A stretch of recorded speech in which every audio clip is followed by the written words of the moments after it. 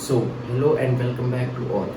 तो जैसे कि आप सबको पता है कि हम अपना ऑप्टिक्स चैप्टर डिस्कस कर रहे थे। तो ऑप्टिक्स का हमने फर्स्ट पार्ट कंप्लीट कर लिया था, सेकंड पार्ट भी देख लिया था हमने। फर्स्ट पार्ट में हमने लाइट को देखा, सेकंड में हमने मिरर्स को देखा। तो हम अब अपने थर्ड पार्ट की तरफ पहुँच गए हैं जिसमें कि हम लेंस को डिस्कस कर रहे होंगे। और जैसे कि मिरर था उससे रिलेटेड ही लेंस है, मतलब कोई डिफरेंस नहीं है दोनों में, ना लेंस में ना मिरर में, बस थोड़े बहुत चेंजेस आएंगे। केसेस वगैरह सारे सेम है और आपको समझने में भी आसानी होगी इसको। उसमें हम बस एक चीज़ का डिफरेंस रहता है, मिरर के अंदर हम रिफ्लेक्शन को देखते हैं, मतलब कि मिरर के अंदर लाइट रिफ्लेक्ट होके आती है और लेंस के अंदर लाइट रिफ्रैक्ट होके आती है। क्यों? क्योंकि रिफ्रैक्ट जब भी होती है लाइट तो उसका एक मीडियम से दूसरे मीडियम में चेंज आता है। लेंस, जैसे ये लेंस हो गया, इतनी मोटी कोई भी चीज़ है, इसमें से कोई भी चीज़ पास करती है तो लाइट के अंदर चेंज आता है। जैसे कि हमने लाइट के अंदर स्पीड में पढ़ा था उसकी, कि लाइट की स्पीड वैक्यूम में सबसे ज़्यादा होगी, उसके बाद गैस में, उसके बाद सॉलिड में, उसके बाद लिक्विड में, उसके बाद सॉलिड में। तो इस ऐसे ऐसे लाइट की स्पीड वेरी करती है।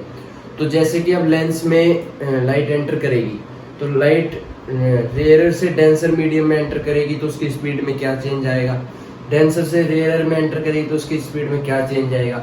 इस स्पीड में चेंज आने को ही हम रिफ्रैक्शन बोलते हैं। लाइट जैसे जैसे डिफरेंट मीडियम में एंटर करती है वो कैसे रिफ्रैक्ट हो रही है, किस एंगल पे रिफ्रैक्ट हो रही है, इस सब को हम रिफ्रैक्शन बोलते हैं। इसी को हम यहाँ पे डिस्कस कर रहे होंगे, उसी से लेंस का टॉपिक आगे कवर होगा और बाकी चीज़ें भी हम देख रहे होंगे। तो सबसे पहले तो हम डिस्कस करते हैं रिफ्रैक्शन को।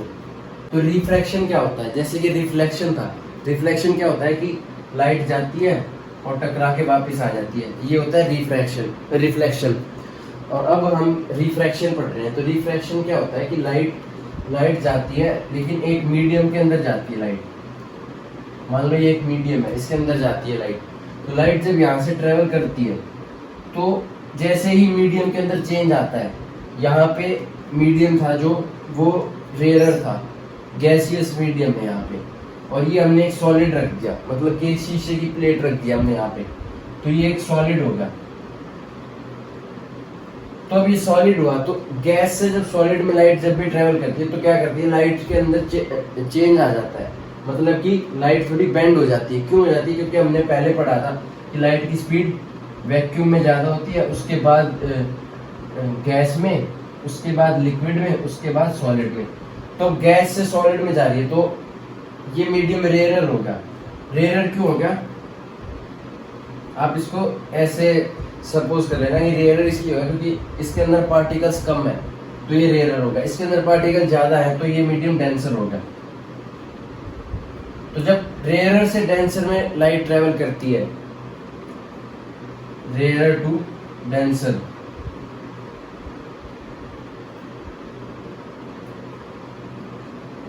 Towards normal,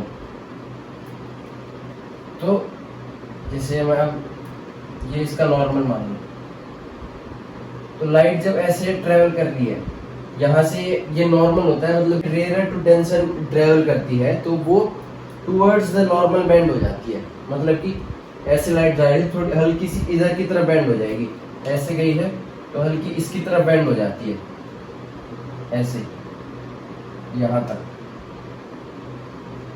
towards the normal bend होगी। अब लाइट वापस से बाहर निकल रही है, तो बाहर निकल रही है तो डेंसर से रेयरर में जा रही है।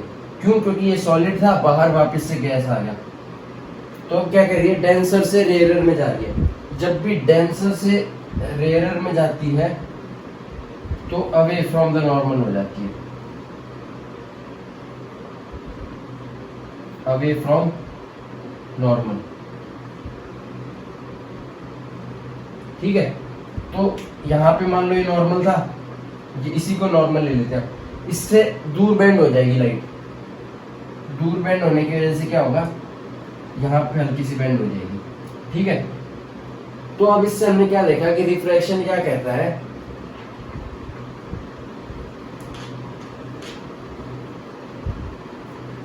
रिफ्रैक्शन हमारे को ये कहता है कि जब भी लाइट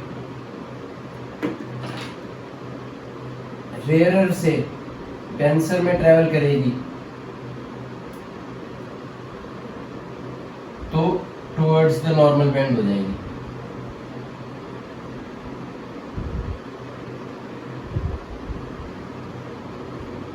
जब भी लाइट डेंसर से रेयर में एंटर करेगी तो अवे फ्रॉम द नॉर्मल हो जाएगी।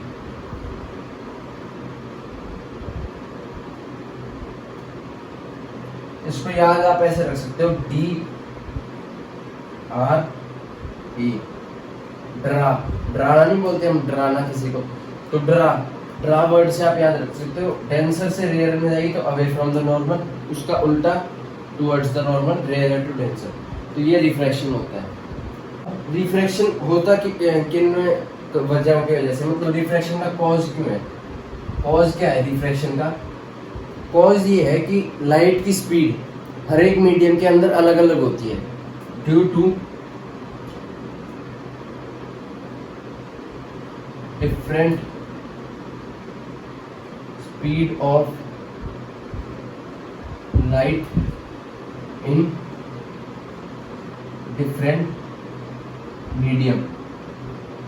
कि लाइट की स्पीड हर मीडियम में अलग होती है, इसी की वजह से रिफ्रैक्शन हमारे को देखने को मिलता है। क्योंकि जैसे ही लाइट गैस से सॉलिड में जाएगी तो उसकी स्पीड में कुछ चेंज आएगा, स्पीड में चेंज आने की वजह से कुछ चेंजेस शो करेगी, उन्हीं चेंजेस को हम रिफ्रैक्शन बोलते हैं। एक टॉपिक आता है refractive index. Refractive index, refractive index क्या होता है कि जैसे आपने कभी देखा होगा कि हम गन्ने की जूस की दुकान को देखते हैं, उसमें क्या होता है, एक ग्लास रखे रहते हैं सामने,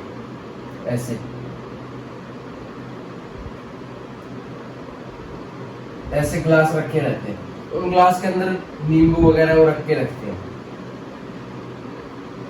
मतलब कि ग्लास के अंदर पानी डाल देते हैं। उससे क्या होता है कि जब हम यहाँ से देख रहे होते हैं उसको, तो हमारे को नींबू थोड़े बड़े दिखाई देते हैं। वो बड़े इसलिए दिखाई देते हैं क्योंकि जो हमारी आंखों की तरफ से लाइट जा रही है, वो जब इसमें एंटर करती है तो मीडियम में चेंज आता है। मीडियम में चेंज आने की वजह से लाइट बेंड हो जाती है। लाइट बेंड होने की वजह से उसका साइज हमारे को बड़ा दिखता है। ऐसे ही जब हम कुएं के अंदर देखते हैं, कुएं के अंदर मान लो ये छोटा एक पॉन्ड टाइप बना लिया आपने, कुछ भी इसके अंदर पानी भर दिया, और पानी भर के इसके अंदर कुछ भी चीज डाली, मान लो एक बॉक्स डाल दिया आपने यहाँ पे। जब आप ऊपर से देखोगे बॉक्स को तो आपको थोड़ा उठा हुआ नजर आएगा। वो क्यों आएगा? क्योंकि लाइट जब वहां पे भी लाइट की स्पीड के अंदर चेंज आ रहा है, स्पीड के अंदर चेंज आ रहा है और रिफ्रैक्शन हो रही है। रिफ्रैक्शन होने की वजह से उसका साइज हमारे को थोड़ा बड़ा देखने को मिलता है। इसी ये जो चेंज आता है, मतलब कि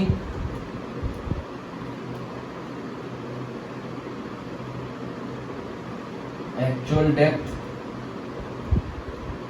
अपॉन अपेरेंट डेप्थ,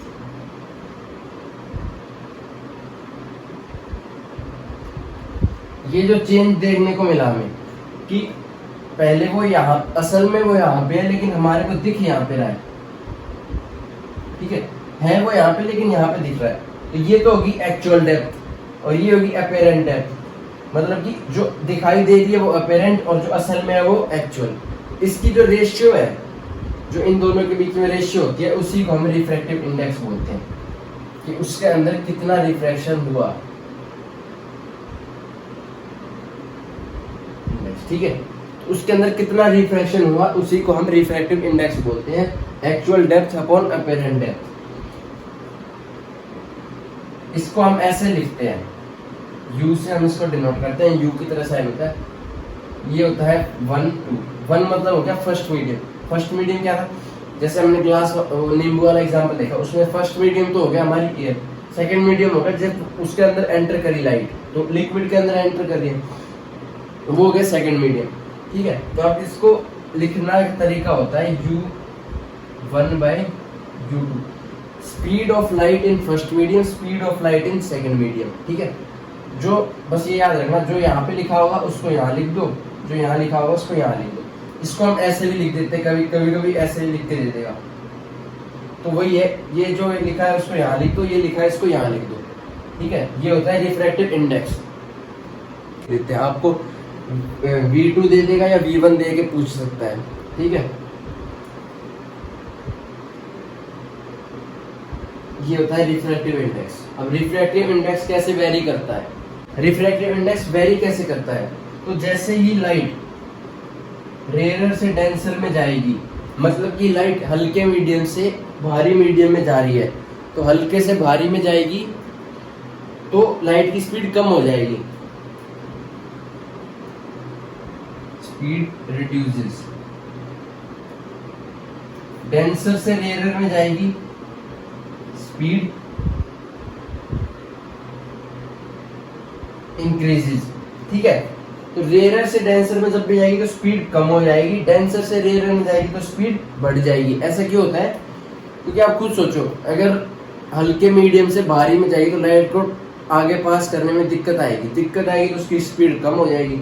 जैसे ही कोई ऑब्स्ट्रक्शन आते हैं तो स्पीड कम हो जाती है, और ऑब्स्ट्रक्शन से जब हम आसान वाले रास्ते पे चले जाते हैं तो स्पीड आसान हो जाती है, मतलब बढ़ जाती है। तो ये रिफ्रैक्टिव इंडेक्स है। इसके बाद हम लेंस को डिस्कस कर रहे होंगे। रिफ्रैक्टिव इंडेक्स में ऐसा ही क्वेश्चन आते हैं कि आपको U2 U1 दे देगा और रिफ्रैक्टिव इंडेक्स पूछ लेगा उसका कितना होगा। ठीक है, U2 U1 की वैल्यू दे देगा। करते हैं absolute refractive index. Absolute refractive index, ये RI को रिफ्रैक्टिव इंडेक्स लिखते हैं। ठीक, एब्सोल्यूट रिफ्रैक्टिव इंडेक्स क्या होता है? जब हम स्पीड ऑफ लाइट कांस्टेंट रहती है, C/V लेते हैं इसको, एब्सोल्यूट रिफ्रैक्टिव इंडेक्स को, ये RI लिख देता हूँ। एब्सोल्यूट रिफ्रैक्टिव इंडेक्स को C/V लेते हैं, इसकी 0.5 होती है एब्सोल्यूट रिफ्रैक्टिव इंडेक्स की वैल्यू। तो ये आप याद रखना, एब्सोल्यूट रिफ्रैक्टिव इंडेक्स की वैल्यू क्या होती है? 1.5 होती है। C/V से इसको डिनोट करते हैं, C फिक्स रहता है, V जो भी उस मीडियम की स्पीड होती है वो होती है एब्सोल्यूट रिफ्रैक्टिव इंडेक्स 1.5, ये याद रखना। उसमें क्या था रिफ्रैक्टिव इंडेक्स में? Speed of light in one medium, speed of light in second medium, और यहाँ पे लिखते थे U1/U2।